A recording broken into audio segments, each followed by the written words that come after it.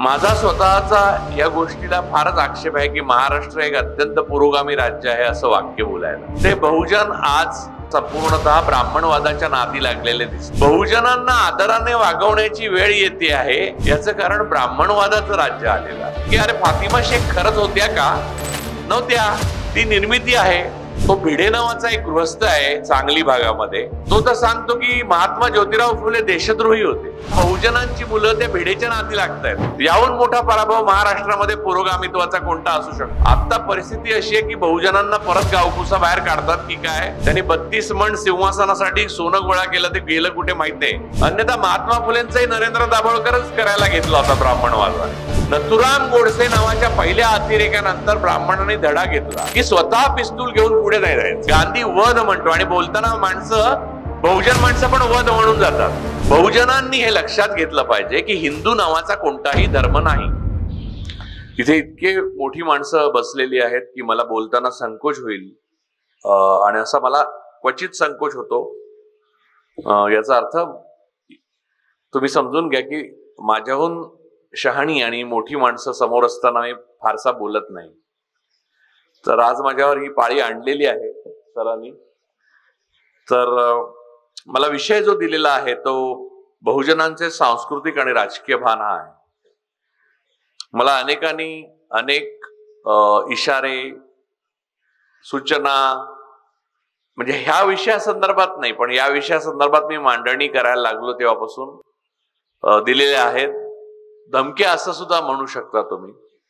याचं मूळ कारण असं की वरवर पाहता हा विषय इतका सामान्य वाटतो की बहुजनांचं सांस्कृतिक आणि राजकीय भान हा विषय काय इतका गंभीर असायचं काही कारण नाहीये. की आहे किंवा नाही किंवा असेल, थोडं नसेल.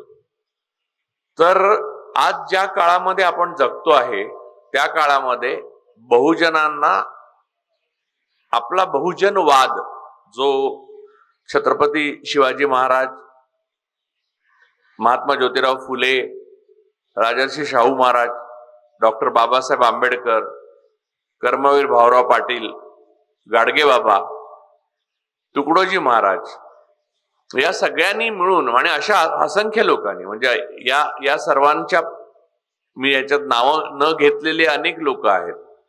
त्यांनी जे मूल्य किंवा त्यांनी जे बीज या भूमीत पेरलं ते ज्या पद्धतीने उगवून यायला पाहिजे होतं ते येऊ शकलेलं नाही.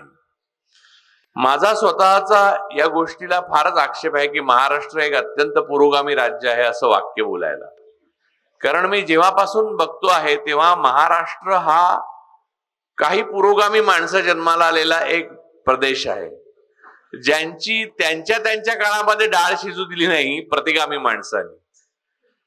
आणि महात्मा ज्योतिराव फुले असो, डॉक्टर बाबासाहेब आंबेडकर असो आणि राजर्षी शाहू महाराज असो, एका अर्थाने ब्रिटिश कालखंडामध्ये किंवा ब्रिटिशांच्या नंतर नेहरूंच्या कालखंडामध्ये त्यांच्या कर्तृत्वाला वाव मिळाला. छत्रपती शिवाजी महाराजांबाबत आपण असं म्हणू शकतो की ते स्वतःच स्वयंभू होते आणि त्यांच्यासारखा कोणी झाला नाही आणि त्यांच्यासारखा कोणी होण्याची सुतराम शक्यता मला दिसत नाही. आजच्या परिस्थितीमध्ये तुम्ही लक्षात घ्या की बहुजनांच्या राजकीय भानाविषयी आणि सांस्कृतिक भानाविषयी जर मी बोलायला उभा राहिलो तर माझ्या मनात एकच शंका येते की एवढ्या महापुरुषांनी आपलं एवढं तन मन धन वेचून आणि एवढं आयुष्याचं बलिदान देऊन बहुजनवादाचा प्रसार आणि प्रचार केला. बहुजनवाद म्हणजे काय? तर मूल्य जी आहेत ती समतेवर आधारित असावीत, समानतेवर आधारित असावीत. स्त्री पुरुष समानता, धर्मविषयक समानता, जातीविषयक समानता आणि माणसाची असलेली बांधिलकीची समता, या सगळ्या बाबतीत त्यांनी एवढा विचार केला. परंतु एवढा विचार या भूमीत पेरल्यानंतर त्यांचीच परंपरा ज्यांनी चालवायला पाहिजे ते बहुजन आज संपूर्णतः, म्हणजे काही अपवाद वगळले तर संपूर्णतः ब्राह्मणवादाच्या नादी लागलेले दिसतात. मी माझ्या अनेक मुलाखतींमधनं, लेखांमधनं आणि बोलण्यामधनं पुन्हा पुन्हा पुनरुच्चार केलेला आहे की या देशामध्ये आणि अर्थातच या राज्यामध्ये जेव्हा जेव्हा बहुजनवाद बळकट होतो तेव्हा तेव्हा लोकशाही अवतरते, आणि जेव्हा जेव्हा ब्राह्मणवाद बळकट होतो तेव्हा तेव्हा आपल्याकडे हुकुमशाही येते, स्त्री पुरुष समानता नष्ट होते.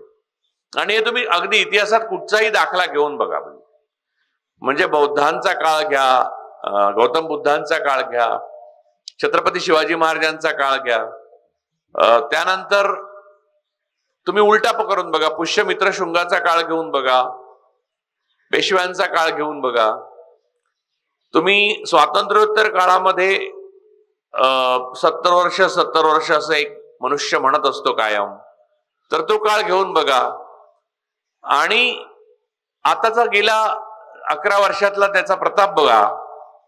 तर हा एक हे निदर्शक आहे की बहुजनवाद असतो तेव्हा काय, म्हणजे तुम्हाला आत्ता मी काय बोलतो, काय बोलेन, काय बोलणार नाही, कुणाची नावं घेणार की नाही, की मी मोदी शहांचं नाव घेईन की काय, असे जे अनेक प्रश्न पडतात तसे प्रश्न अगोदर 70 वर्षात कधी पडले नव्हते. आपण कोणाचंही नाव घेऊ शकायचो आणि काहीही बोलू शकायचो, आणि आपल्याला हे स्वातंत्र्य आहे याची सुद्धा कल्पना नव्हती. बहुजनांना आदराने वागवण्याची गरज नव्हती, कारण बहुजनांचं राज्य होतं.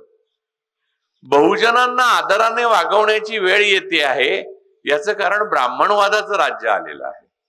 म्हणजे आदराने वागवणारे तुम्ही कोण असं विचारणारे हे पुरोगामी परंपरेतले महापुरुष जे होते त्यांना आपण पुन्हा पुन्हा विसरलो. ही माझ्या राज्याची आणि देशाची शोकांतिका आहे. यातली 4ही माणसं, म्हणजे इथे 3 माणसं, छत्रपती शिवाजी महाराजांचं स्वतः कर्तृत्व मी काही सांगण्याची गरज नाही, आणि ज्योतिबा फुलेंचंही सांगण्याची गरज नाही, डॉक्टर बाबासाहेब आंबेडकरांचं सांगण्याची गरज नाही, आणि राजर्षी शाहू महाराजांचंही सांगण्याची गरज नाही. ते प्रातिनिधिक आहेत, इतर अनेक माणसं आहेत, जसं मी ज्यांची नावं घेतली काही. या साऱ्या माणसांनी माणसाला माणसासारखं वागवा एवढं सांगण्याकरता आपलं अख्खं आयुष्य या देशामध्ये खर्ची घातलं. त्यांना ब्राह्मणवादाने सातत्याने विरोध केला. म्हणजे आज जे प्रश्न उभे केले जातात की अरे फातिमा शेख खरंच होत्या का, नव्हत्या, ती निर्मिती आहे. तो भिडे नावाचा एक गृहस्थ आहे सांगली भागामध्ये, तो तर सांगतो की महात्मा ज्योतिराव फुले देशद्रोही होते, आणि त्याच्यावर काहीही प्रतिक्रिया उमटत नाही. हा बहुजनवादाचा पराभव आहे का नाही, हे आपण मानणार की नाही, की बहुजनांना आपलं राजकीय आणि सांस्कृतिक भान नाही. म्हणजे आपल्या बापाला येऊन आपल्या अंगणात कोणी शिव्या घातल्या तरी सुद्धा आपण हसतमुखाने सहन करतो, आणि त्या माणसाची आणि त्याच्या मागे असलेल्या सत्तेचं मांडलिकत्व आपल्याला कधी मिळतं यासाठी लाळ गळवत राहतो. हे राजकीय आणि सांस्कृतिक भान असल्याचं समाजाचं रक्षण आहे. मी अनेकदा म्हणतो की साताऱ्यामध्ये जेव्हा जेव्हा मी डॉक्टर आह साळुंकेंकडे, तात्यांकडे जातो, तेव्हा माझ्या मनात हे येतं की अरे सातारामध्ये एक महापुरुष ज्याने तत्ववेत्ता म्हणून आणि तत्वज्ञ म्हणून एक स्थान स्वतःचं निर्माण केलं, तो तिथे बसलेला असताना, ज्याला बहुजनवादाचं नायकत्व आजच्या काळामध्ये मिळायला पाहिजे, तो तिथे बसलेला असताना बहुजनांची मुलं त्या भिडेच्या नादी लागतायत. याहून मोठा पराभव महाराष्ट्रामध्ये पुरोगामित्वाचा कोणता असू शकतो? आणि हे मी तुम्हाला सांगावं, याहून दुर्दैवाचं दुसरं काय असू शकतं? म्हणजे मी माझ्या जन्माच्या संदर्भात मी बोलतोय. म्हणजे मला हे सांगायला पाहिजे होतं कोणीतरी लहानपणीच की बाळा, हे आता तुमचं राज्य संपलेलं आहे, आता तुम्ही समतेने वागलात तर तुमचंच राज्य आहे. समता आणि समानता याला तुम्ही मुठमाती देणार असाल तर तुम्हाला गावकुसा बाहेर जावं लागेल. आता परिस्थिती अशी आहे की बहुजनांना परत गावकुसा बाहेर काढतात की काय अशी मला चिंता वाटायला लागली, आणि खरोखरच चिंता वाटायला लागली. आणि त्या चिंतेला भरपूर आधार आहेत.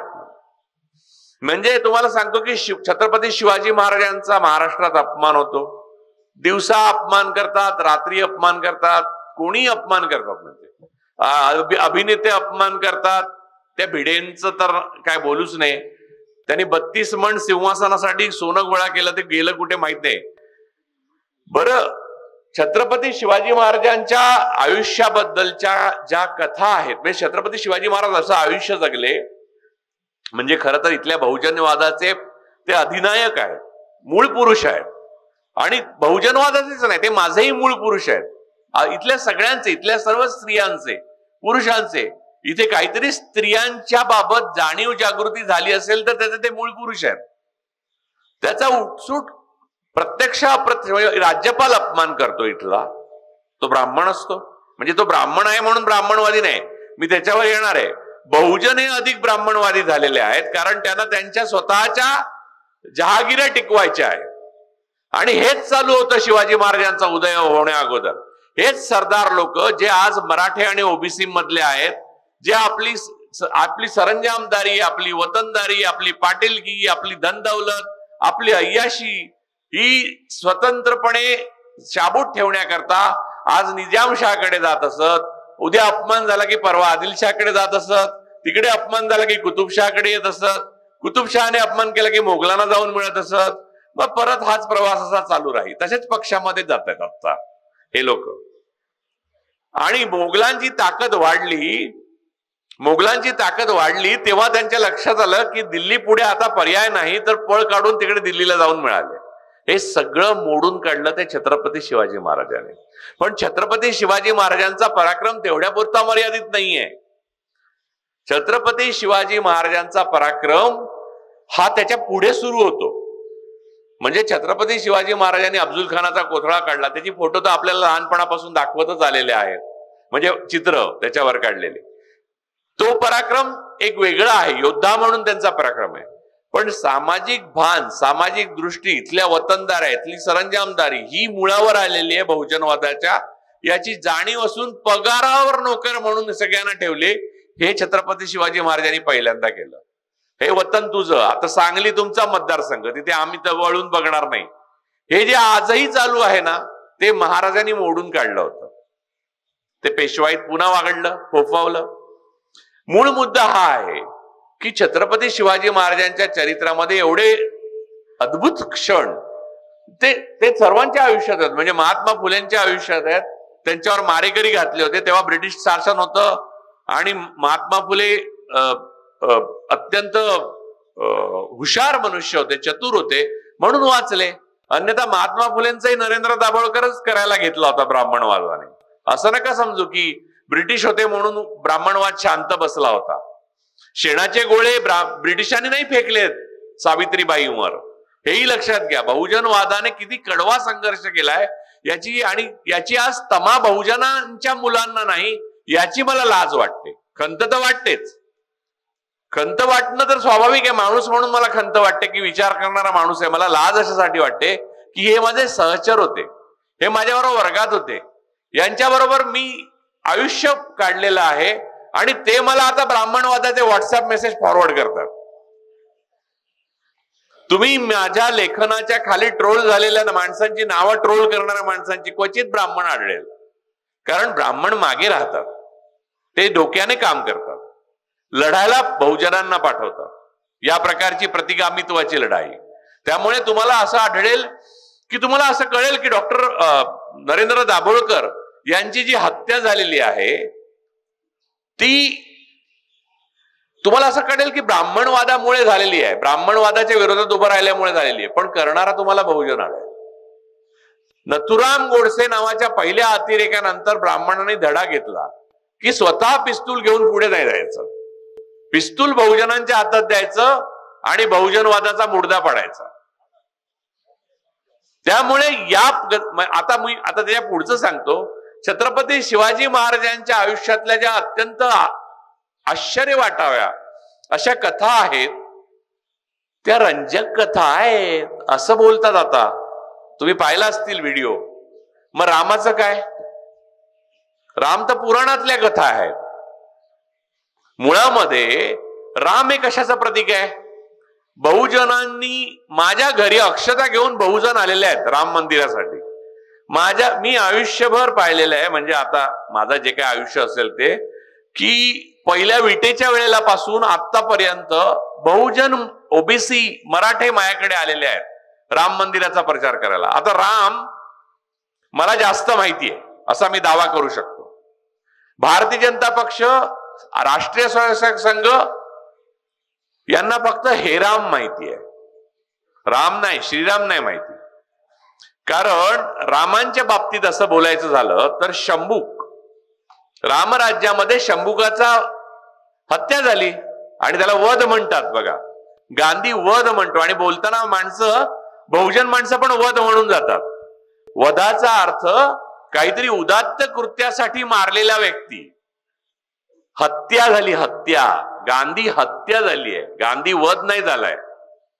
नरेंद्र दाभोळकरांची हत्या झाली आहे. आणि सगळ्यात महत्वाचं म्हणजे यांच्या सर्वांच्या प्रतिमांच्या हत्या होत आहेत आता रोज. आणि त्याच्यावर एक बहुजन उभा राहून काही बोलत नाही, किंबहुना तो मांडलिक झालेला आहे, तो शरण आलेला आहे. महाराष्ट्रामध्ये बघाल सगळं नेतृत्व बहुजनांकडेच आहे की, राजकीय, संस्थात्मक, सगळं. पहिले गंध लावायला शिकले, टिळा. हे कुठून आलं? म्हणजे नो बिंदी नो बिंदा बिझनेस नावाचा एक मध्ये आलेला ट्रेंड आलेला, एक RSS महिला गटातर्फे. पण ती बिंदी बायकांसाठी होती. मुळात बायकांसाठी पण बिंदी असण्याचं काही गरज नाहीये, पण मुळात पुरुषांनीच बिंदी लावायला सुरुवात केल्यावर बायकांना पर्याय काय उरणार? तर तो टिळा आला. हा वारकऱ्यांचा टिळा नाहीये, हा धारकऱ्यांचा टिळा आहे. आणि धारकरी म्हणजे ब्राह्मणवाद. महाराजांच्या अपमानावर पण ब्र काढायचा नाही, त्यांचं उदात्तीकरण चालू ठेवायचं.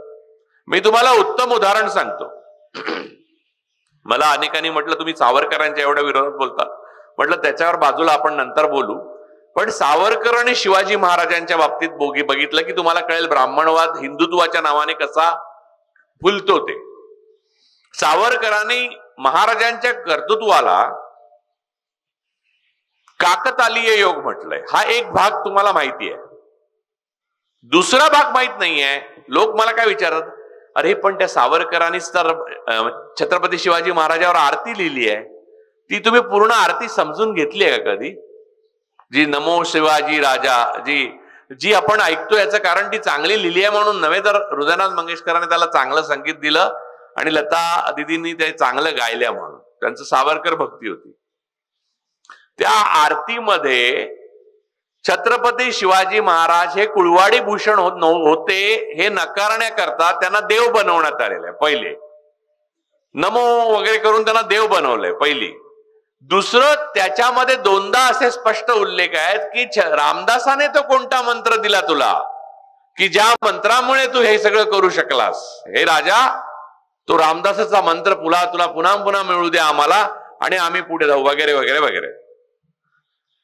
तर मूळ मुद्दा हा आहे, ती आरती वाचा तुम्ही. मला अनेक जणांनी विचारलं, ती आरती हे आजही सरदार वल्लभभाई पटेल हे भारतीय जनता पक्ष दैवत मानतं, ज्यांनी संघावर बंदी पहिले घातली.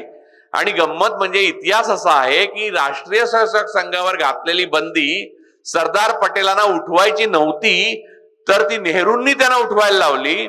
तर पटेलांनी तिरमिरीने पत्र लिहिलं की यासारख्या अतिरेकी संघटनेवर बंदी घालणं योग्य आहे, ती उठवू नये आपण. तर नेहरूंनी त्यांना उत्तर लिहिलं की आपण लोकशाही रिपब्लिक तयार केलेला आहे आणि अशा प्रकारच्या लोकशाहीमध्ये काही लोकांचा, अल्पसंख्याकांचा, बहुसंख्याकांचा विश्वास असलेली कोणतीही संघटना किंवा संस्था आपण कायमस्वरूपी बंदीखाली ठेवू शकत नाही, असं नेहरूंचं पत्र आहे. आता हे आज जे घडतंय त्याला नेहरू जबाबदार आहेत, याला मी 100% मार्क देतो. कारण तेव्हा पटेलांचंच ऐकायला पाहिजे होतं. नेहरूंचं ऐकल्यामुळे आज यांना मान वर काढण्याची संधी मिळाली. एवढंच नव्हे तर बहुजन आज घुसमटतोय, त्याचं कारण हे. पण बहुजन घुसमटला त्याचं मला काही वाटत नाही, पण ताठ करण्याने तो नाकारत का नाही ब्राह्मणवाद, ह्याचा मलाच खेद वाटतो. आपली प्रतीक, आपली भाषा, आपलं राजकारण, आपल्या संस्था, आपले लोक. बहुजन म्हणजे कोण? बहुजन म्हणजे ब्राह्मण सोडून सर्व. स्पष्ट शब्दात सांगायचं झालं तर सर्व. कारण कारण राजर्षी शाहू महाराजांना जेव्हा पुराणोक्त मंत्र सांगण्यात येत होते तेव्हा ते राजाराम शास्त्री भागवताने शोधून काढलं आणि सांगितलं तुम्हाला पुराणोक्त मंत्र सांगतात. तर ब्राह्मणाने वेदोक्त मंत्र राहायला नकार दिला राजर्षी शाहू महाराजांना, कारण वेदोक्त मंत्र फक्त ब्राह्मणांसाठी राखीव आहेत. वेद. तर मूळ मुद्दा हा आहे की टिळकाने त्याच्यावर अग्रलेख म्हणजे लेख लिहिलेला आहे, अग्रलेख लिहिलेला आहे की आम्ही शिवाजी महाराजांचा एक अपवाद केला असेल, पण म्हणून प्रत्येकाचा अपवाद नाही करणार. याचा अर्थ ब्राह्मण सोडले तर क्षत्रिय सुद्धा शूद्रच मानतात. आपण नाही मानत. म्हणजे मी जात सोडली असं मी म्हणणं सोपं आहे मला, कारण मीच निर्माण केली, मीच सोडली, मीच खेळतोय दोन्हीकडनं. समोरच्या माणसाला जात सोडण्याला पूर्णपणे स्वातंत्र्य असणं आणि तरीही मी त्याचा आदर करू शकणं ही जात सोडणं. बहुजनांनी हे लक्षात घेतलं पाहिजे की हिंदू नावाचा कोणताही धर्म नाही आणि सनातन नावाचाही कोणताही धर्म नाही. हे मी तुम्हाला ठामपणे सांगतो. कोणत्याही व्यासपीठावर माझ्या बरोबर जर मारामारी नाही म्हणणार, मी कुस्ती वगैरे मी हारू शकतो कारण मी पै नाहीये, पण माझ्याबरोबर वाद करायला जर कोणी बसलं तर वेद, उपनिषद आणि पुराण यांच्यातला भेद जो आहे तो आणि ब्राह्मण सोडून इतर सर्व बहुजन का, हे मी निश्चितपणे सांगू शकेन. परंतु याच गोष्टीची भीती असते. गांधीजींनी पण हेच म्हटलं होतं, चला बसूया आपण बोलू शकतो. तर माणसाचे विचार मारता येत नाहीत, माणसाला मारता येतं, हे खोटं वाक्य आहे. RSS आणि त्यांच्या कंपनीने, त्यांच्या ऑक्टोपसनी आणि ह्या सगळ्या संस्कृतीने ब्राह्मणवादाच्या हे सिद्ध केलं की माणूस मेला की त्याचे विचारही त्याचे अनुयायी गळपटून टाकून देतात. दाभोळकरांच्या नंतर अंधश्रद्धा निर्मूलन समितीचं काय झालंय फारसं. त्यामुळे माणसालाच मारला पाहिजे हा विचार ब्राह्मणवादी विचार आहे भारतामधला. विचार काही नाही. आणि हा मी कशाच्या आधारावर बोलतो? लोक म्हणतील तुम्ही हे भावना भडकवताय. मी अजिबात भडकवत नाही, मी अहिंसेच्या आधारावर बोलतो. महात्मा गांधी अहिंसेचे पुजारी होते, निशस्त्र होते, वयोवृद्ध होते आणि कोणत्याही प्रकारचं संरक्षण न घेता ते उभे होते प्रार्थनेला.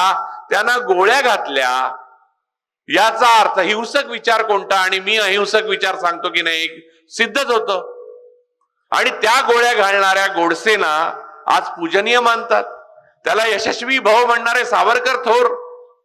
कारण जात, सावरकरांचं आडनाव जर देशमुख असतं, भोसले असतं तर एवढा उदो उदो झाला नसता. त्यांचं खरं सगळं बाहेर आलं असतं. आणि छत्रपती शिवाजी महाराजांचं महानता ही, या 3 महापुरुषांची महानता ही की त्यांच्या चरित्रामध्ये एकही वैगुण्य नाही, अन्यथा त्याचे फ्लेक्सेस लागले असते देशभर, शाखे शाखेवर सांगितलं असतं. अर्थात त्यांच्याबद्दल पण गैरसमज पसरवले गेले शाखे शाखेवर. आणि भिडेपासून कोश्यारींपासून तो कोणतो नट आहे तो त्याच्यापर्यंत कोणी आता उठतो आणि ह्या महापुरुषाविरुद्ध बोलतो. माझं म्हणणं, महापुरुषाविरुद्ध बोलल्यावर लगेच आपण चिडून जाऊन त्याच्या तोंडाला काळं फासणे हे तत्व नाही. मूळ शोधा, प्रश्न शोधा, उत्तर शोधू नका. त्या माणसाला काळं फासणे किंवा त्याला मारणे हा जर त्याच्यावरचा उपाय असेल तर तुमचाच पराभव झालेला आहे. तुम्ही त्या माणसांचे विचार विसरून त्यांची गुलामी पत्करली दुसऱ्यांची, ज्यांच्यावर त्यांनी वैचारिक विजय मिळवलेला आणि राजकीय आणि सांस्कृतिक सत्ता मिळवली होती, त्यांची गुलामी बहुजनांनी पत्करली. हा तुमचा पराभव आहे. त्या विजयापर्यंत जाणं कठीण आहे म्हणून सोपा मार्ग स्वीकारू नका की जाऊन काळं फासू, त्याला उभं राहू देणार नाही. त्याला काही अर्थ नाही. तो ब्राह्मणवादीच मार्ग आहे आणि तोच तुम्ही स्वीकारणार आहात का? म्हणजे तुम्ही गोडसेंचे अनुयायी आहात का? तुम्ही गांधीजींचे अनुयायी असायला पाहिजे बाय डिफॉल्ट. किंवा शत्रूच्या स्त्रीला सन्मानाने परत पाठवलं ही विकृती आहे असं सावरकर म्हणतात. कोणाची विकृती? छत्रपती शिवाजी महाराजांची आणि चिमाजी अप्पांची. ती विकृती असेल तर ती आनंददायक विकृती आहे. ती सावरकरांना, आत्ता सावरकरांवर एक पुस्तक आलंय न्यू आयकॉन नावाचं अरुण शौरींचं, ते वाचताना काटा, म्हणजे अरुण शौरी उजव्या विचारसरणींचेच पाईक आहेत, पण त्यांनी आंबेडकरांवर पण अत्यंत वाईट पुस्तक लिहिलं. पण या पुस्तकात सुद्धा त्यांना सावरकरांना वाचवता आलेलं नाही. त्यांनी असं लिहिलंय की दोन संस्थानांमध्ये पूर्वीच्या, म्हणजे फार पूर्वी ऐतिहासिक काळामध्ये राजांबद्दल सावरकरांना आदर होता. याचं कारण असं की तिथली अपंग, डिसेबल्ड आणि चॅलेंजिंग मुलं होती, त्यांना मारून टाकण्यात येत असे, जसं हिटलरच्या नाझी जर्मनीत मारून टाकायचं. का माझ्या अंगावर काटा आला, मी विचार पण पुढे करू शकलो नाही. मी ते पुस्तक बंद केलं आणि थोडा वेळ बसून राहिलो.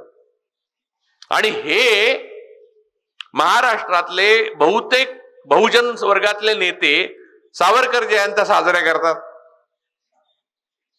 त्यांनी राजर्षी शाहूंची, छत्रपती शिवाजी महाराजांची एक जयंती साजरी होते, याचं कारण त्याच्याशिवाय पर्यायच नाहीये. पण महात्मा ज्योतिराव फुल्यांची, गाडगेबाबांची कधी आठवण पण काढत नाही ती माणसं. आणि त्याच्यावर मी राग व्यक्त केला तर मला ट्रोल करायला येणारे बहुजनच पुढे असतात. मला बहुजन शिकवतात की ब्राह्मणवादा कसा थोर आहे. नारायण नागबळीकराला सगळे आता मराठी ओबीसी जास्त पुढे आहेत. प्रजासत्ताक दिनी सत्यनारायणाच्या पूजा घातल्या तुम्ही, त्याच दिवशी सत्यमेव जयते संपलं.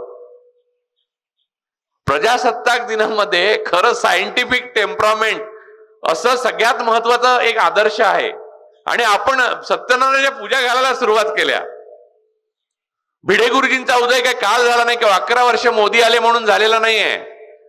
आबा पाटलांपासून जयंत पाटलांपर्यंत, विश्वजित कदमांपासून सगळेजण त्यांच्या पायावर पडत राहिलेले आहेत. नाना धर्माधिकारी काल आले नाहीत. महाराष्ट्र भूषण दोघांनाही मिळतो. महाविकास आघाडीची 2.5 वर्ष काहीतरी सत्ता होती. महाविकास आघाडी म्हणजे काय धुतल्या नांदाची नाही. महाविकास आघाडी ही सुद्धा ब्राह्मणवादाचंच अपत्य होतं. मी तुम्हाला त्याच्यावर फार बोलणार नाही.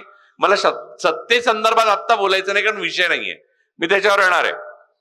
परंतु मी त्या काळामध्ये तुम्हाला सांगतो, 3 जे प्रमुख नेते होते 3 पक्षांचे, त्यांना 10,000 वेळा सांगितलं असेल की डॉक्टर आह साळुंखे आहेत तात्या सातारचे, त्यांना महाराष्ट्र भूषण द्या. त्यांना दिलं नाही. सत्ता बदलली, ताबडतोब धर्माधिकारींना महाराष्ट्र भूषण मिळालं. अर्थात धर्माधिकाऱ्यांना मिळाल्यावर मला वाटलं बरंच वाट झालं, साळुंखेंना नाही मिळालं ते.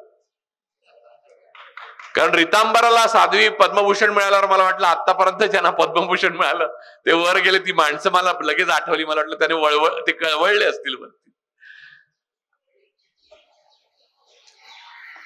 या देशामध्ये समता, स्वातंत्र्य, बंधुता आणि समानता या गोष्टी आणि सायंटिफिक टेम्परामेंट म्हणजे शास्त्रीय विचारसरणी, यासाठी आपण संविधानाचा स्वीकार केला आणि आपण एक मॉडर्न रिपब्लिक झालो. ते मॉडर्न रिपब्लिक वेगळ्या प्रकारे छत्रपती शिवाजी महाराजांनी स्वप्नात पाहिलं होतं. त्यांच्या काळात समकालीन त्यांना आधार नव्हता या प्रकारे करण्याचा, पण त्यांनी केलेलं अष्टप्रधान मंडळापासून सगळ्या गोष्टी बघा मॉडर्न रिपब्लिककडे दृष्टिक्षेप टाकणाऱ्या आहेत. तो फार पुढचं पाहणारा राजा होता आपला. तर या मॉडर्न रिपब्लिकचा स्वीकार केल्यावर आपण सुरू काय केलं, बहुजनांनी आपली पहिली सगळी प्रतीकं गाळात घातली.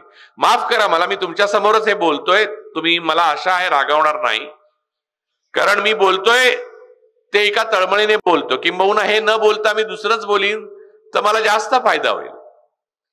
फक्त एवढंच विचार करा की मी हे बोलतोय यामुळे बटाटे किंवा गहू माझ्या घरी येणार नाहीये. आली तर अंगावर अंडी येतील किंवा टोमॅटो. चपला येण्याची शक्यता जास्त, गोळी येऊ शकते. परंतु मुद्दा लक्षात घ्या, तुम्ही तुमची प्रतीकं विसरला. आधुनिकता, शास्त्र, शास्त्रीय मॉडर्न मेडिसिन आलं तेव्हा माणसांचं आयुर्मान वाढलं, बहुजनांचं आयुर्मान वाढलं. शेवटच्या माणसापर्यंत ट्रीटमेंट मिळायला लागली, सरकारी इस्पितळांमध्ये मिळायला लागली. आपण सगळे बघा या वयोगटाचे, माझ्या वयोगटातले जे लोक असतील अगोदर नंतरचे, ते सरकारी शाळांमध्ये शिकलोय. आणि तरी सुद्धा आपलं इंग्रजी चांगलं होतं, गणित चांगलं होतं, सायन्स चांगलं होतं आणि इतिहासाचं आपल्याला जास्त ज्ञान आहे. अर्थात त्याचा उपयोग काय झाला नाही ती गोष्ट वेगळी. या सगळ्या गोष्टी तुम्ही नीट लक्षात घ्या. आता ह्या सगळ्या गोष्टी बंद होणं हे राज्याचं आणि देशाचं ब्राह्मणीकरण आहे. आणि त्याला बनिया बरोबर असतो. याचं कारण कुठच्याही ब्राह्मणवादाला पैशासाठी बनियावाद जवळ करावा लागतो. त्यामुळे नेहमीच बोलताना ब्राह्मण बनियावाद म्हणतात. काशीराम पण तेच म्हणत असत. पण तो मूळतः ब्राह्मणवादच म्हणायचा. तुम्ही लक्षात घ्या की मी मगाशी म्हणालो की हिंदू धर्म नाहीये आणि सनातन नावाचा पण धर्म नाही. याचं साधं कारण आहे आणि मी ते हजारो वेळा बोललेलो आहे. दुसऱ्या धर्मातला एखादा मनुष्य आपल्या धर्मात घ्यायचा झाला तर कोणत्या जातीत घेणार आहे मला सांगा. जर धर्म आहे तर धर्मात घ्या ना. मग धर्मात घेतल्यावर तुम्ही त्याला काय, त्याचा मॅट्रिमोनी, त्याचं लग्न व्हायचंय तर त्याच्या लग्नाच्या जाहिरातीत काय देणार? प्रखर हिंदुत्ववादी मुलगा.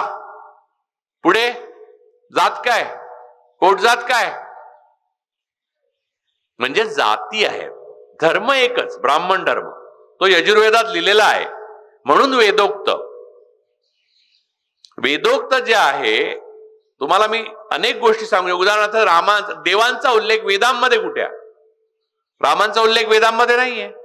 10च्या 10 उपनिषदांमध्ये नाहीये.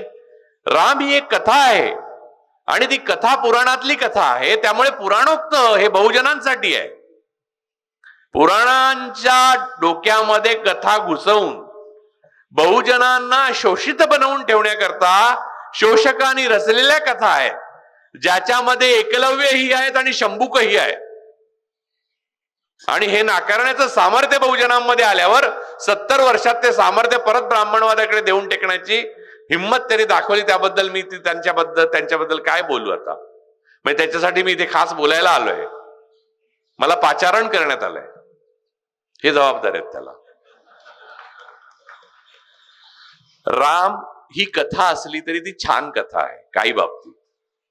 राम हे आपल्या वडिलांचा पूर्ण पाठिंबा असताना, म्हणजे अगोदरचे जे सत्ताधीश होते त्यांचा पाठिंबा असताना, भरताचा पाठिंबा असताना, म्हणजे विरोधी पक्षाचा पाठिंबा असताना, बाहेर जनता रडत होती त्यांनी जाऊ नये वनवासाला म्हणून, म्हणजे जनतेचा संपूर्ण आधार असताना, म्हणजे लोक निवडणूक आयोग नाही, निवडणूक आयोगाशिवाय निवडणुका ते जिंकत होते राम. हे असं असताना केवळ वडिलांनी सावध राहिलेल्या दिलेल्या वचनासाठी राजत्याग करून निघून गेले. असं राज्य मला नको असं त्यांनी सांगितलं. आणि त्यांचा नावाचा खोटा वापर करून गेलेलं राज्य आपण परत आणलं इतर फोडून लोकांना. तर त्या रामांचं पण काय वाटत असेल रामांना पण. म्हणजे ज्या रामानी राजत्यागासाठी आपलं प्रसिद्ध कथा जी आहे ती कथा बहुजनांच्या मनावर बिंबली गेली का?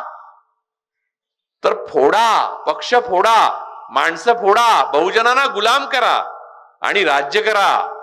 काहीही करून राज्य टिकवा. मग इलेक्शन कमिशनला मॅनिप्युलेट करा, मतं वाढवा 76 लाख, पण राज्य करा. हे रामांच्या नेमकं विरुद्ध नाहीये का? ते राजत्यागासाठी प्रसिद्ध आहे. बरं, शिवाजी महाराजांच्या कथांबद्दल आक्षेप घेताना एक लक्षात घेतलं पाहिजे की रामांच्याही कथा आहेत, कृष्णांच्याही कथा आहेत, इलियड आणि ओडेसी याही कथा आहेत ग्रीक पुराणांमधल्या. आणि त्या कथा वाचत आणि ऐकतच आपण मोठे होत आलो. त्या कथाची मॉरल ऑफ द स्टोरी आपण शिकायची असते. त्या कथेतला म्हणजे मी तुम्हाला चंद्राकडे बोट दाखवलं तर हा बोट म्हणजे चंद्र नव्हे, चंद्र तिकडे आहे, माझ्या बोटात काय नाहीये, मी फक्त दिशा दाखवतोय तुम्हाला. पुराणातल्या कथा या तुम्हाला मॉरल ऑफ द स्टोरी समजण्याकरता. तर रामाची कथा ही राजत्यागाची कथा आहे, राजभोगाची नाही. 11 वर्ष आपण राजभोगाची त्या कथा बघतोय रामाच्या नावावर. म्हणजे रामाला एवढी शिक्षा तर भरताने पण दिली नसेल किंवा कैकेयीने पण. आणि या राम मंदिराच्या विटा घेऊन बहुजन फिरत होते, अक्षता घेऊन बहुजन फिरत होते. माझ्या घरी आले तेव्हा मी हाकलून दिलं त्यांना. कसले अक्षता म्हटलं हा फॅसिझम आहे, मी काय घेणार नाही. त्यांना राग आला. त्यांना वाटलं मी देवाचा अपमान करतोय म्हणून, किंवा माझी देवावर श्रद्धा नाही. माझी देवावर श्रद्धा आहे किंवा नाही आहे सोडून देऊ आपण, पण देव असेल तर तो एकच असणार. आणि एकच असेल तर तो आपल्या सर्वांना सारखा आहे. मग आपल्यामध्ये देवामुळे भेद होण्याची गरज नाही. बाकी काही काही संपत्तीवर होऊ शकतो, भावाभावामध्ये. बहुतेक वाद जे आहेत ते सिव्हिल कोर्टातच होतात, कारण भावाभावांमध्येच असतात. ते संपत्तीवर न होतात, देवावर नाही झालेले वाद पाहिजे. कारण देव असेल तर तो एकच आहे.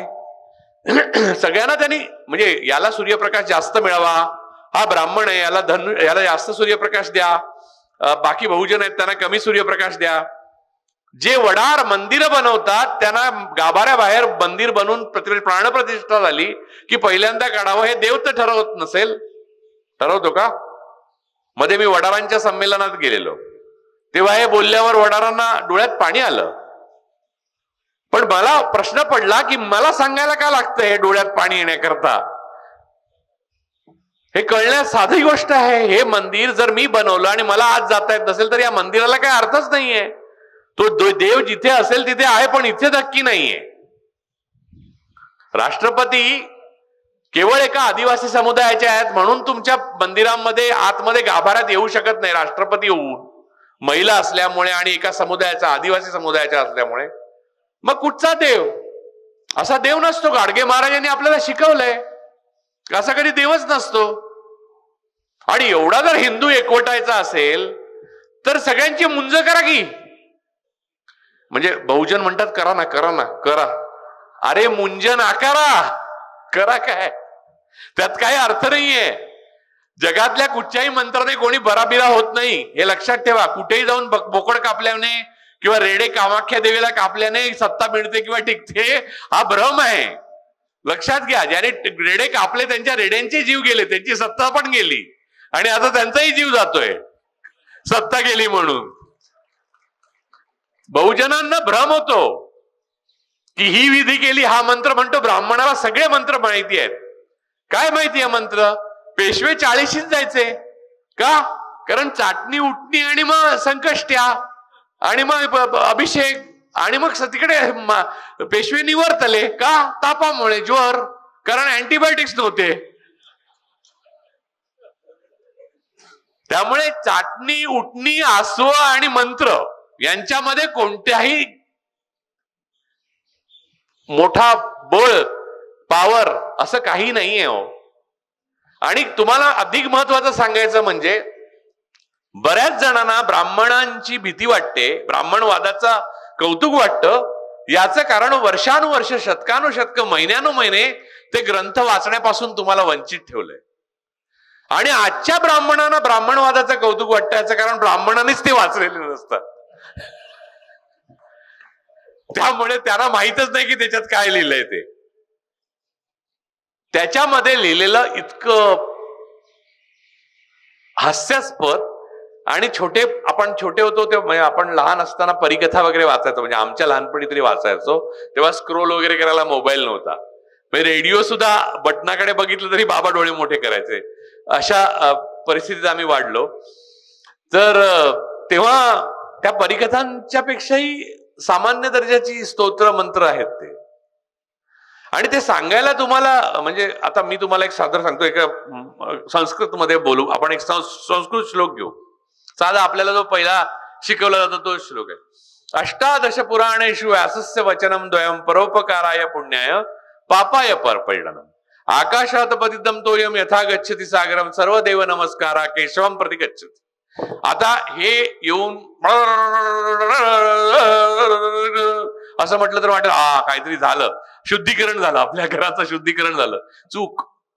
त्याच्यात काय म्हटलंय? काय 18 पुराणांमध्ये जे काही सांगितलं ते एवढंच आहे की परोपकार हे पुण्य आहे आणि परपीडन हे त्रास, पाप आहे. आणि तुम्ही कुठेही नमस्कार करा, जसं समुद्राला सगळ्या नद्या मिळतात तसा कुठेही नमस्कार केला तरी तो शेवटी केशवाला पोचतो. केशवाला म्हणजे एक परमेश्वराला. केशव म्हणजे केशव बळीराम हेडगेवार नव्हे. हा, नाही तर उद्यापासून सगळं ते सांगायला लागतील बहुजन. बघा आधीच लिहून ठेवलंय. आपली प्रतीक ही अधिक मोठी होती. बहुजनांची प्रतीक ही कधी अधिक मोठी होती. छत्रपती शिवाजी महाराजांसमोर ब्राह्मण नमते झाले याचं कारण त्यांच्याकडे ताकद होती. डॉक्टर बाबासाहेब आंबेडकरांकडे विद्येची ताकद होती. महात्मा ज्योतिराव फुल्यांकडे तर्काची ताकद होती. विद्येची तर होतीच आणि धनाची पण होती. आणि राजर्षी शाहू महाराज स्वतः राजे होते. म्हणून त्यांच्या समोर शोषक तुमचे काही काळ असे राहिले की मला अनेक लोक सांगतात की अरे असं नाही, डॉक्टर बाबासाहेबांबरोबर पण आपल्या बरोबरचे आपल्यातले लोक होते, मग फुल्यांबरोबर पण होते आणि महाराजांबरोबर पण होते. कारण बलवान जो आहे त्याच्याबरोबर हे नेहमीच असतात. त्यात नवीन काय? ते बलवान नसताना तुमच्या बरोबर आहेत का? तर नाही. आता ते तुमच्या महापुरुषांचा अपमान करायला धजवायला लागले. आता तुमच्या प्रतीकांचा अपमान करू लागले.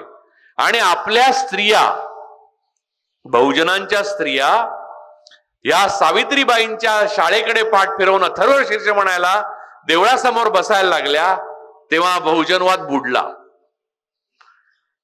सावित्रीबाई फुले याच सरस्वती आहेत, त्यांचंच वंदन केलं पाहिजे आपण. हे जे आत्ता स्तोत्र मगाशी लागलेलं, या कुंदेन तुषारहार धवला या शुभ्र वस्त्र, हे आम्ही लहानपणी कायम म्हटलंय हो. मला पहिले कळायचंच नाहीये. त्याच्यात निशेष जाड्या पहा असं एक मय आहे. त्यामुळे आमच्या वर्गात शिरट्टी नावाचा एक जाड्या मुलगा होता, त्याच्याकडे सगळे बघायचे. इतकीच समज होती आम्हाला, आणि आजही तेवढीच समज आहे लोकांना. खरं विद्येचा स्रोत बहुजनांसाठी खुला केला तो ज्योतिराव फुले आणि सावित्रीबाई फुले, फातिमा शेखांनी. हजारो वर्षांनी सरस्वतींनी कधी तो खुला केलेला आहे. बरं, पुराणा आता काही लोक निषेध म्हणून उठून जातात वाटतं. असो, तर कोणाला राग आला तर हात वर करा, मग मी बसतो. कारण एका माणसाला जरी राग आला तरी मला असं वाटेल की मी तर्कामध्ये किंवा अभ्यासामध्ये कमी पडलो. मला राग यायला हरकत नाहीये, मला तुम्ही तर्क द्या त्याचा. मला सांगा की हे तुम्ही सगळं बोलताय ते अत्यंत खोटं आहे आणि ह्याच्याला कोणताही पुरावा तुमच्याकडे नाहीये आणि ते असत्यावर आधारलेलं आहे आणि याचा पायाच खोटा आहे, कच्चा आहे. नाही, या उलट मी ब्राह्मणवादाला आव्हान देतो. पाया खोटा आहे, त्यांना तुमच्यामध्ये द्वेष आणि परधर्माबद्दल नफरत पसरवल्याशिवाय तुमच्यावर राज्यच करता येत नाही. सृजनाची महतीच नाही. जावेद अख्तर फार सुंदर बोलले, या लोकांमध्ये, उजव्या लोकांमध्ये कवीच निर्माण होऊ शकत नाही, कारण सृजनच नाही. तुकाराम होईल का हो यांच्यामध्ये? नाही होणार तुकाराम महाराज. आणि तुकारामांना पुष्पक विमान येतं, बाजीरावांना नाही येत. याची काय गंमत आहे ती? बहुजनांना असं चढवून चढवून मारलंय ना, तरी सुद्धा त्यांना शिक्षण एवढं लोकांनी, म्हणजे हे एवढी मोठी संस्था उभी राहिली ती यासाठी की स्त्री पुरुष समानता, मूल्यव्यवस्था, सायंटिफिक टेम्परामेंट, आधुनिकता, या सगळ्या गोष्टी शिकाव्या. आणि ईश्वर आहे की नाही हा आपला प्रश्न नाही बाबा. असेल तर तो असेल, मग आपण आपलं सगळं हे ईश्वरामुळे चाललंय, ठीक आहे ना. मग तो सर्वत्र असेल आणि नसेल तर तो कुठेच नसेल. हेच तर बुद्ध म्हणाले अस्तित्वगत प्रश्नच नाही ईश्वर आहे की नाही. अस्तित्वगत प्रश्न म्हणजे काय? तुमच्या जन्माबरोबर येतो. तुम्हाला एखाद्या रूम मध्ये बंदिस्त करून ठेवलं तर तुम्हाला कळेल का की गुरुवारी लक्ष्मी व्रत करतात, वाचतात म्हणून? नाही कळणार ना. एवढंच कशाला, तिकडे सौदी अरेबियात ठेवलं तरी कळणार नाही की गुरुवारी लक्ष्मी त्यांच्याकडे येते जे लक्ष्मीचं व्रत करतात त्या बायका. बहुसंख्य बहुजन घरामध्ये मी बघतो की लक्ष्मी व्रत. त्या दिवशी तर एक माझ्या मैत्रीण आहे, ती फिलॉसॉफीमध्ये तिने पीएचडी केलंय. शुक्रवारी आली आणि म्हणली मी आज नॉनव्हेज खात नाही. मी म्हटलं का बरं? तर माझ्या मुलीला मी म्हटलं, माझ्या बायकोला म्हटलं की अरे नॉनव्हेज का खात नाही? तर माझी मुलगी मला येऊन सांगते, ती म्हणते संतोषी मातेचं व्रत आहे तिचं म्हणून. अरे मी म्हटलं संतोषी माता ही खूप लेटेस्ट आहे म्हटलं, 1975 बर्थ. कारण संतोषी माता नावाचं कोणती देवीच नाहीये अख्ख्या पुराणांमध्ये सुद्धा. अर्थात प्रत्येक देवतांच्या जन्माचा एक काळ आहे आणि तो मी सांगू शकतो. म्हणजे तो बायोलॉजिकल नाहीये. देव हे नॉन बायोलॉजिकल आहे. आपल्याकडे सगळे ज्याला नमो नमो करतो ते सगळे नॉन बायोलॉजिकल आहेत, लक्षात ठेवा.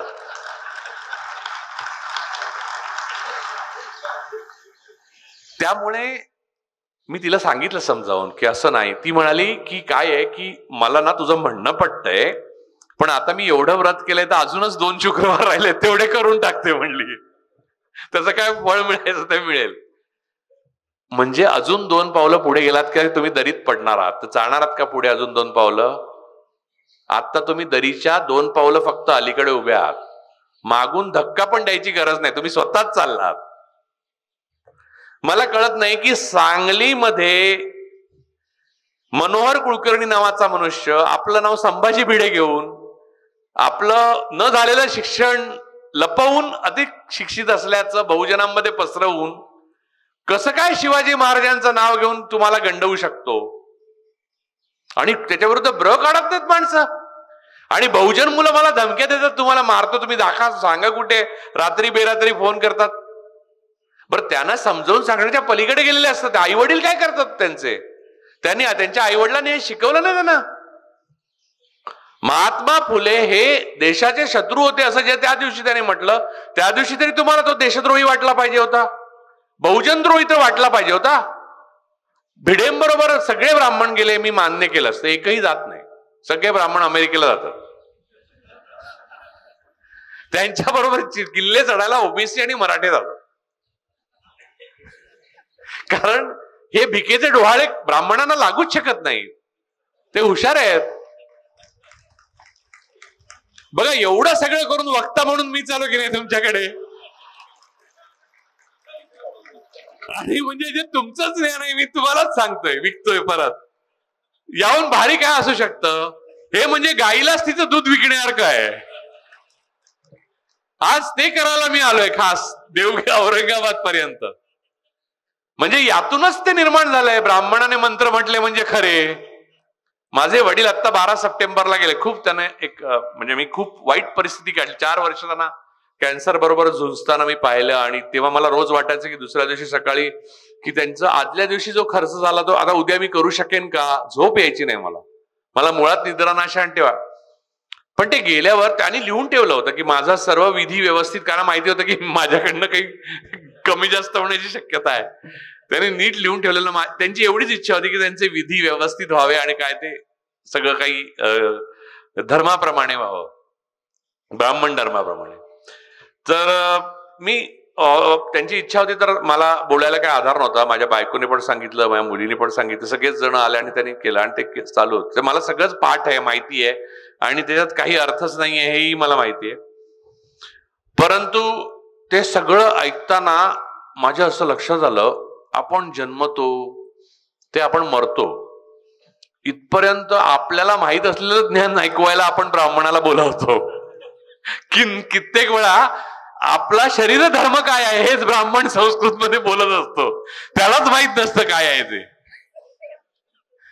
अरे, या प्रकारची मानसिक आणि बौद्धिक गुलामगिरी पासून तुम्हाला तोडायला, महिलांना तोडायला ही महापुरुष कमी पडले. अजून जन्माला यायला पाहिजेत असं वाटतं का? वाट बघताय त्यांची काही यांचं लिखले.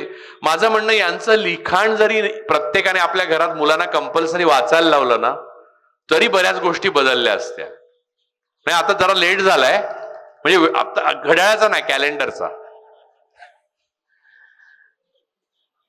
आता लेट झालाय, सत्ता बदलली आहे, त्यामुळे 11 वर्ष तुम्ही गुलामगिरीत आहात हे तुम्हाला सांगायला आलो होतो. आणि या गुलामगिरीचा फास तुमच्या भोवती अधिक जोरात येतोय. तुमचा शत्रू अब्दुल नाहीये, अब्दुल मित्र आहे तुमचा. इस्लाम मी नाही म्हणत आहे, विवेकानंदाने लिहून ठेवलंय. इस्लामचा भारतात तलवारीने प्रसार फार थोडा झाला.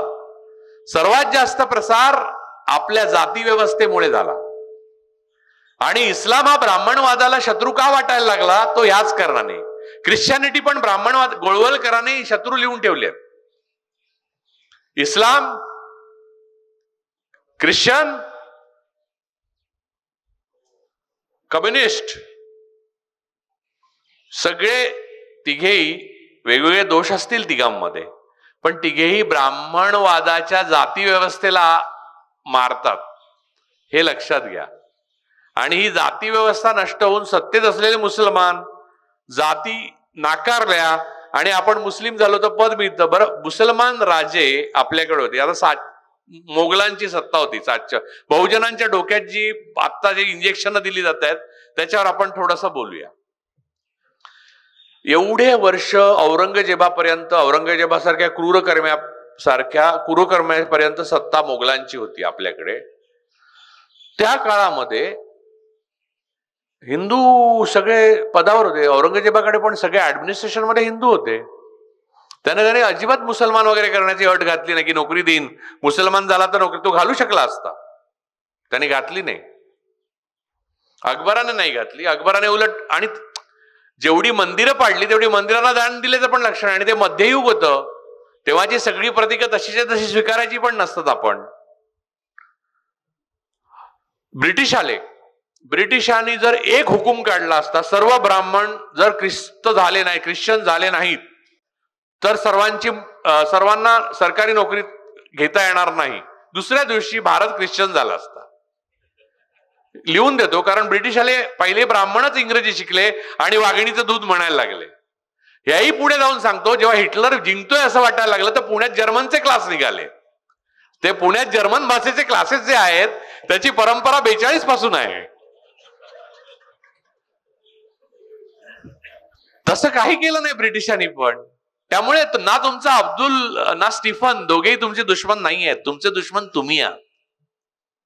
तुमच्या बहुजन असण्याचं महत्व तुम्हाला कळलं नाही, तुमच्या माणूस असण्याचं महत्व तुम्हाला कळलं नाही, तुमच्या अंगीच्या सामर्थ्याची तुम्हाला कल्पना आली नाही. जे सामर्थ्य छत्रपती शिवाजी महाराज, शाहू महाराज, महात्मा फुले, गाडगे महाराज अशा लोकांनी तुम्हाला दाखवून दिलं पुन्हा पुन्हा की मी या कुळात जन्माला आलो आणि मी मोठा झालो. ते दाबण्याकरता महाराजांना देव बनवण्यात आलं.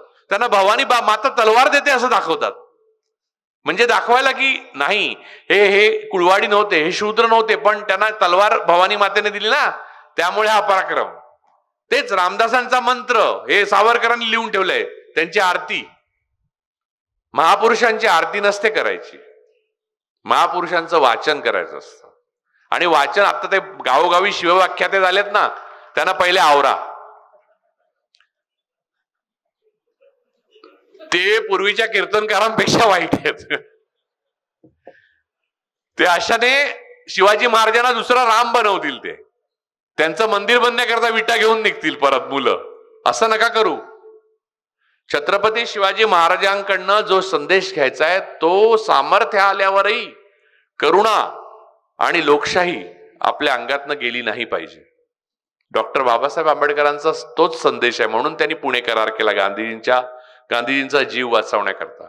आणि संविधान जेव्हा बनवलं गेलं, संविधानात खूप लोक होते हो, म्हणजे असं खूप सांगतात संविधान सभेत खूप लोक होते, त्यातल्या प्रत्येक माणूस हा ते कष्ट वगैरे करायच्या ह्याच्यात नव्हता.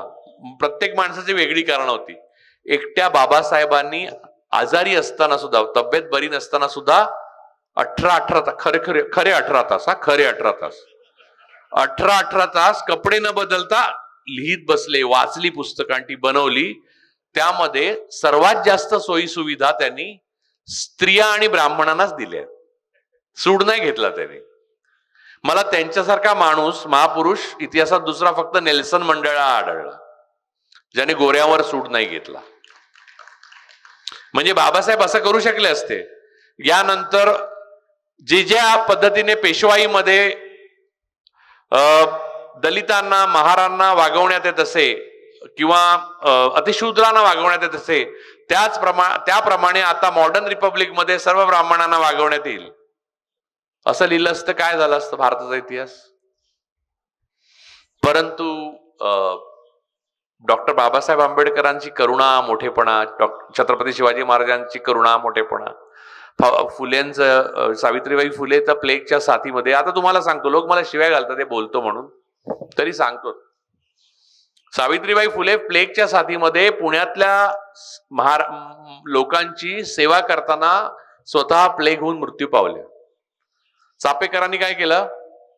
चापेकरांनी आता जो कोविड आला होता तेव्हा क्वारंटाईनच्या संदर्भातले जे लॉ जाहीर झाला, तो लॉ आणला, तो कायदा रँडने आणला. तो रँड हा अतिशय चांगला माणूस असा चापेकरांनीच लिहून ठेवलाय, तुम्ही गुगल करा. तो अतिशय चांगला मनुष्य आहे. परंतु काय करतो सांगतो, तो पुण्यामध्ये रँडने अशी मोहीम काढली क्वारंटाईन करण्याकडे. उंदरामुळे प्लेग पसरायचा आणि त्यामुळे मृत्युमुखी पडायचे. तरुण विधवा झालेल्या आलवणात बसायच्या बायका, त्यांनी तरी रँडचं ऋण मानलं पाहिजे. तर तेव्हा दगडूशेठ गणपती नव्हते, अथर्वशीर्ष वगैरे काय व्हायचं नाही, घराघरात गणपती होते. आणि त्या गणपतीकडे गुळ खोबरं ठेवलं जायचं ब्राह्मणांच्या घरात. गणपती होते, कृष्ण होते, कोण होते, जे जे काय देव मानाल किंवा तुमचा कुलदैवत असेल त्याच्याकडे गुळ खोबरं ठेवलं जायला. आणि ते गुळ खोबरं खायला तेव्हा त्या काळची घडं वाडे तुम्ही लक्षात घ्या, त्या बिळ करून उंदीर यायचे. त्यामुळे रँडने कठोरपणे कायदा अंमलात आणला आणि देवघरात पहिले बघायला सुरुवात केली त्याच्या शोजीरांनी की तिथे गुळ खोबऱ्याचे ते उंदीर आहेत का, आणि तिथे क्वारंटाईन करायला सुरुवात केली जेणेकरून प्लेग पासून बचाव व्हावा. तर चापेकरांनी लिहून ठेवलंय की रँड भला माणूस होता, परंतु धर्मामध्ये व्यत्यय आणल्यामुळे त्याला मारण्याखेरीज आम्हाला पर्याय उरला नाही. हे कोणतं क्रांतिकारत्व? म्हणजे प्लेगने माणसं मेली तरी चालेल, धर्माने मेली, प्लेगने माणसं मेली चालेल, धर्म वाचला पाहिजे. धर्म कुठचा? ब्राह्मण धर्म. परत त्यांनी त्याच आत्मचरित्रामध्ये चाफेकरांनी, थोरल्या चाफेकरांनी लिहून ठेवलं, आणि तुम्ही गुगल करा चाफेकर, येणार लगेच, ते आहे गुगलवर. त्यांनी लिहून ठेवलंय की एक त्यांच्या नात्यातला मनुष्य ब्राह्मणच होता, त्याने जरा उशिरा लग्न केलं. धर्म मोडतो म्हणजे काय? आम्ही ठरवलं की त्याच्या लग्नाच्या मंडपावर आग टाकायची. एवढंच काय, तर लोकमान्य टिळक सुद्धा धर्माच्या बाहेर काम करतात म्हणून त्यांना मारायचं ठरवलं होतं चापेकरांनी. हे लिहून ठेवलंय त्यानेच. आम्ही संधीची वाट बघत होतो. आणि असे अनेक सुधारक म्हणजे आगरकरांबाबत पण त्यांनी म्हणजे लिहिलंय. तर आता मुद्दा हा आहे की आता सावित्रीबाई फुले यांनी यातलं काही केलं नाही. त्यांनी फक्त सेवा केली प्लेगच्या आजारांची, आणि त्या सेवेमध्ये त्यांनी आपलं बलिदान दिलं. त्या अगोदरच्या आयुष्यात त्यांनी तिथल्या स्त्रियांना पुण्यामधल्या शिकवण्याकरता शेणाचे गोळे खाल्ले ब्राह्मणांचे, सनातन्यांचे. हेच सनातन धर्म सांगतात ना, त्या सनातन्यांचे शेणाचे गोळे खाल्ले. आणि त्या काळात ब्राह्मण स्त्रियांची स्थिती फार अवनत होती. त्यांना तारुण्यात वैधव्य यायचं, कारण मंत्रोपचार आणि आसव चाटणाने काय बरा व्हायचे नाहीत पुरुष. तेव्हा इंजेक्शन वगैरे काय आली नव्हती, मॉडर्न मेडिसिन नाही, त्यामुळे ते लवकर जायचे. आणि मग आयुष्यभर तिला एखाद्या म्हणजे डोक्यावरचे केस काढून लाल, ते काही सिरियल मध्ये वगैरे तुम्ही बघत असाल त्याचं ग्लोरिफाईड व्हर्जन, आलवण म्हणजे ते लाल लुगडं नेसून त्यांना आयुष्य काढायला लागायचं. तर त्यांचा संपर्कात येणारा एकच पुरुष म्हणजे न्हावी, जो केस त्यांचे काढायला यायचा. कधी कधी शरीर धर्माच्या स्वाभाविकतेला बळी पडून त्या स्त्रिया गरोदर व्हायच्या. मग त्यांचा गर्भपात करण्याकरता अत्यंत भयंकर मार्ग अवलंबले जायचे. त्याच्यात कित्येक स्त्रिया मृत्युमुखी पडायच्या. अत्यंत वेदनादायक आणि हृदयद्रावक असे मृत्यू व्हायचे. तर त्यांना ते बाळ जन्माला आल्यावर कुठे ठेवायची हा प्रश्न पडू नये म्हणून फुल्यांनी पाळणा ठेवला आपल्या घराच्या बाहेर, आणि तिथे त्या पाळणा ठेवायची सोय केली. डॉक्टर बाबासाहेब आंबेडकरांनी 8 तासाची ड्युटी, जी आता नारायण मूर्ती वगैरे काढू इच्छितात ना तुमच्या हातातनं, ती 8 तासाची ड्युटी, लीव, नंतर बाळणपणाची रजा, त्यांनी असं बघितलं नाही ही ब्राह्मण आहे, हा बनिया आहे, हा राजपूत आहे, हा क्षत्रिय आहे. पण ह्या सगळ्याचा बहुजनांना विसर पडला. मी ब्राह्मणवादालाच दोष देत नाही आणि ब्राह्मणांनाही दोष देत नाही. सगळे ब्राह्मण वाईट नाहीत आणि सगळे बहुजनही वाईट नाहीत. सगळे ब्राह्मण चांगले नाहीत आणि सगळे बहुजन चांगले नाहीत. मुद्दा हा आहे की दोष द्यायचा झाला तर मी बहुजनांना देतो. कारण बहुसंख्य बहुजनांनी, ओबीसींनी आणि शूद्र अतिशूद्रांनी या बहुजनवादी महापुरुषांशी गद्दारी केलेली आजच्या दिवशी, आणि त्या गद्दारीची फलश्रुती म्हणून या 11 वर्षांची गुलामीत आपण खितपत पडलेलो आहोत.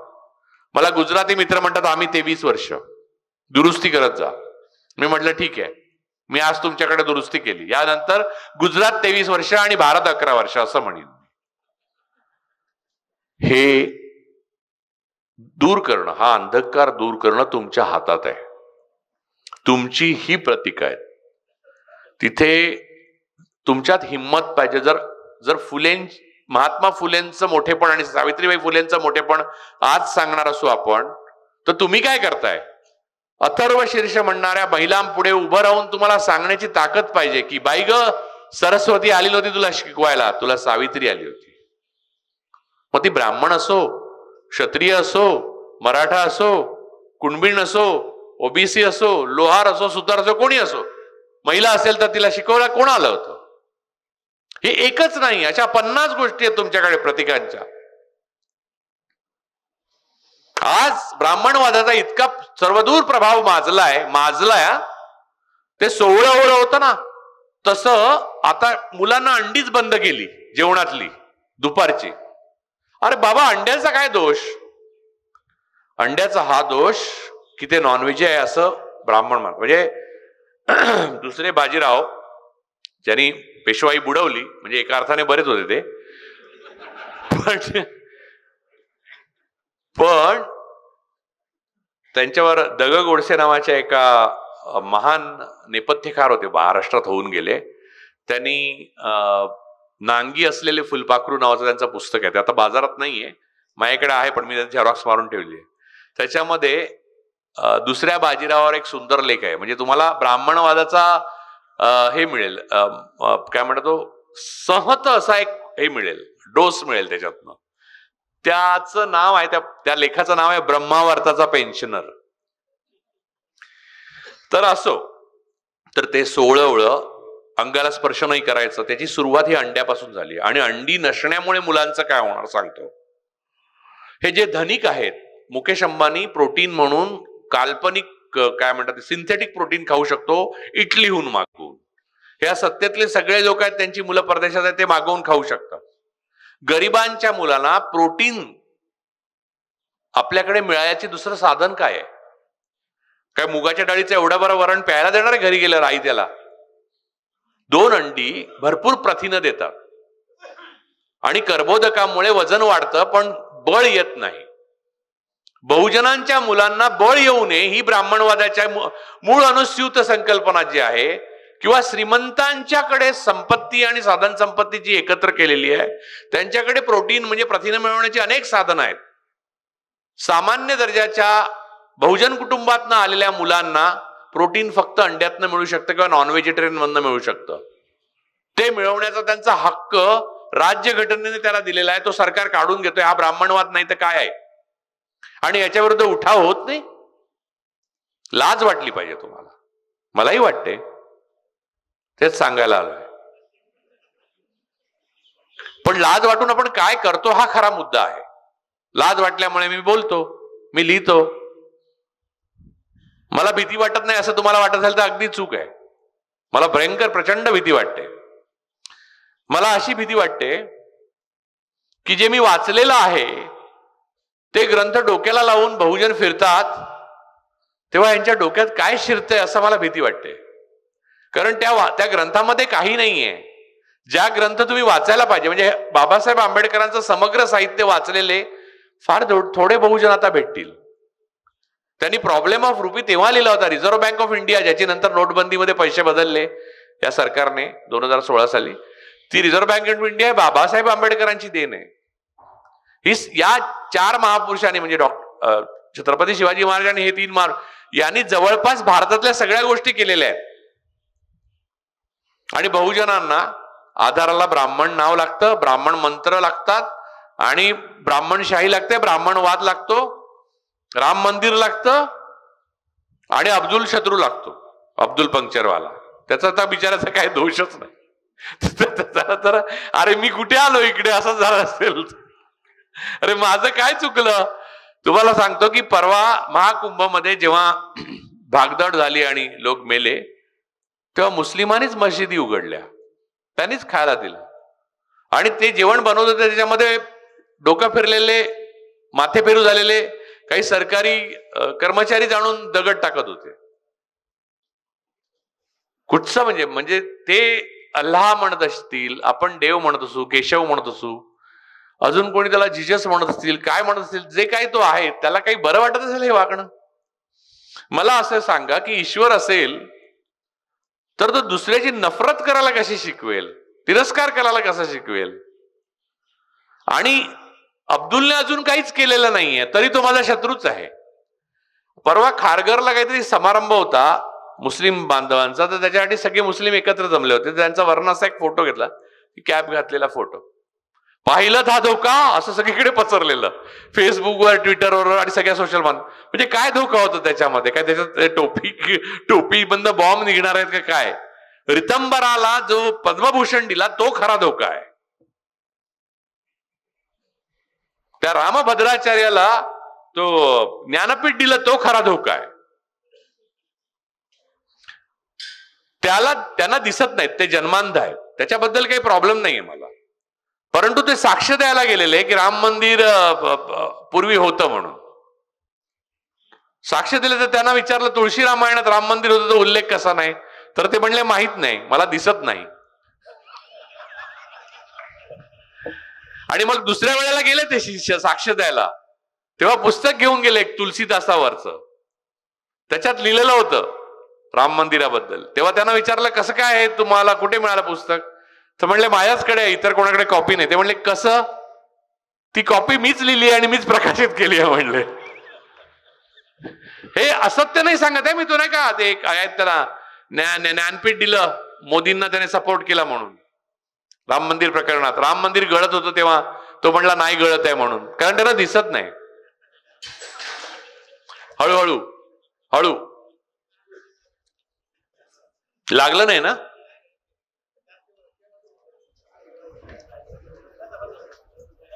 सांगितलं होतं मी मोहिते सरांना की अरेंजमेंट अशी करा की कोणालाही आपली खुर्ची खाली जाऊ शकेल याची भीती वाटत राहील, म्हणजे ऐकून तरी घेतील. म्हटलं एकदा दामटावून ऐकवलं की मी जायला मोकळा झालो, मग काय, मग माझ्या हातात काय नाही.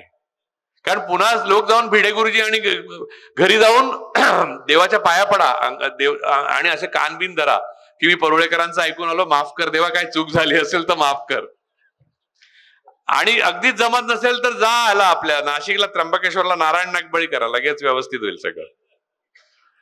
काही नाही तर सत्यनारायणाची पूजाच तर घाला, त्यातला शिरा मला आवडतो.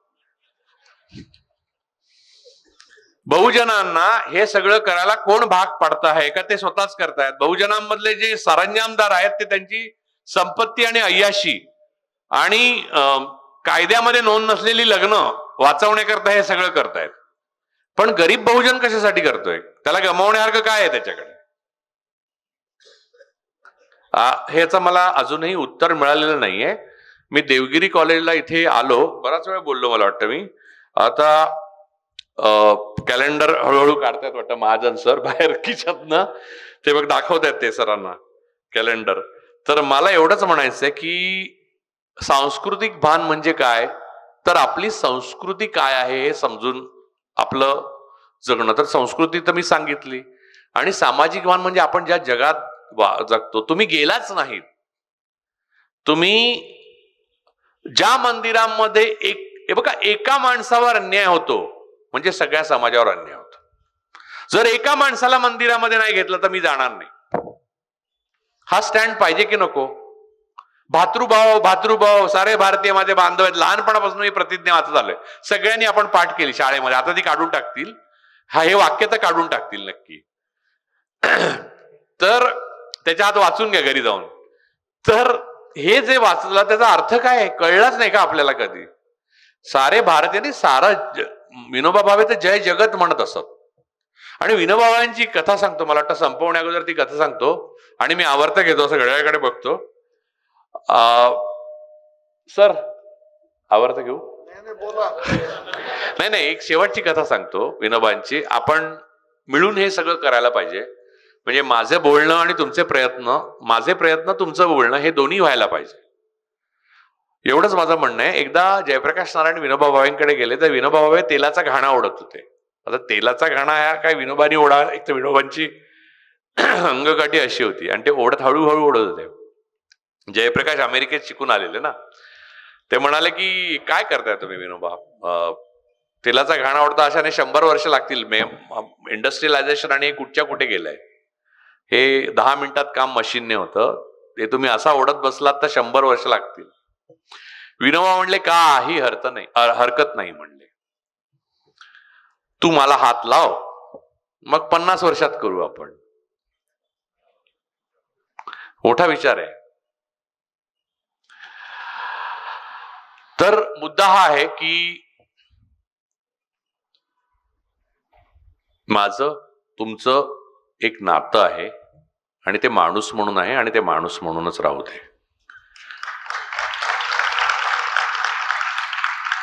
जगामध्ये स्त्री आणि पुरुष यांच्यामधला शारीरिक भेद वगळता कोणताही भेद नाही आणि कोणतीही गोष्ट अमंगळ नसते, हे तुकारामांपासून सगळ्यांनी लिहून झालेलं आहे. कुठच्याही ठिकाणी जाऊन रेडे कापल्याने सत्ता मिळत नाही का टिकत नाही. काही गोष्टी लक्षात घ्या. कुठचीही पूजा घालून देव खुश होत नाही आणि कुठच्याही प्रकारे मंत्र म्हणून कोणाला मारता किंवा वाचवता येत नाही. यावर विश्वास ठेवा. याचं कारण या सगळ्या गोष्टी या 4 माणसांनी किमान, म्हणजे अजून खूप माणसं आहेत, म्हणजे मी नावच सांगेन अशी, आयुष्यात अनुभवून पाहिलेल्या आहेत. अनुकरणाने, अभिजनांच्या अंध अनुकरणाने आणि राजकीय प्रचाराला बळी पडून आणि आपली संपत्ती आणि आपलं छोटस जग वाचवण्याकरता आपला इतिहास, आपलं वर्तमान आणि आपलं भविष्य खलनायकांच्या हातात देतो आहे. हे भयानक आहे. आपण नाही म्हणायला शिकलं पाहिजे. आणि नाही म्हणायला जर आपण शिकलो नाही तर आपली गावकुसा बाहेर जाण्याची वेळ लवकरच आलेली आहे. लक्षात घ्या, आत्ता जे बहुजनांना महत्व मिळतंय, जे काही सत्तेत असो किंवा सामाजिक असो किंवा राजकीय असो किंवा कसंही, ते कोणताही शोषक अल्पसंख्याक असतो तेव्हा शोषितांनाच शोषक म्हणून काही काळ वापरून घेतो आणि ते शोषणाची प्रक्रिया पूर्ण झाल्यावर मग तो शोषितांना शोषित म्हणूनच वागणूक देतो. जसं नाझींकडे प्युअर आर्यन जर्मन कमी पडले तेव्हा त्यांनी जूनच्या विरोधात वॉर्डन म्हणून नेमायला सुरुवात केली, पण त्याला मरण चुकलं नव्हतं. सर्वात शेवटी आश्विजच्या गॅस चेंबरमध्ये तोच जायचा. त्यामुळे आज उमर खलीद आतमध्ये आहे म्हणून मी आता घोंगडी घेऊन स्वस्त झोपतो, चूक आहे. एक माणसावर अन्याय झाला, त्याचं उत्तर जर नाही मिळालं तर तुम्हाला झोप नाही आली पाहिजे. मला नाही येत. मी एक गोळी घेतो, पण नाव नाही सांगत, नाही तर सगळे जाताना घेऊन जाल घरी. मला झोप येते, मी गोळी घेतो आणि सांगाल राजू पराळीकरांनी आज भाषणात एक गोळी सांगितली आणि ती चांगली आहे झोपेला. नाही, ही जी झोप आहे ना, ती रात्रीची झोप नाही म्हणत आहे मी. ही तुम्हाला निद्रा लागली आहे. तुम्हाला म्हणजे इथे बसलेल्या लोकांसाठी नाही, हे लार्जर ऑडियन्सकडे जाणार त्यांच्यासाठी मी बोलतो. इथे बसलेले सगळे सुज्ञ लोक आहेत, माझ्यापेक्षा शहाणे आहेत, हे मी आधीच मान्य केलं. आणि सगळ्यात महत्वाची गोष्ट म्हणजे ठाले पाटील पासून साहेबांपासून सगळे इथे आलेले आहेत. सगळ्यांना मी जर जास्ती शहाण्यासारखा बोललो असेल तर माफ करा. वक्ता म्हणून माझं कर्तव्य होतं ते केलं. ही एक भूमिका आहे, जशी विदूषकाची एक भूमिका असते तशी.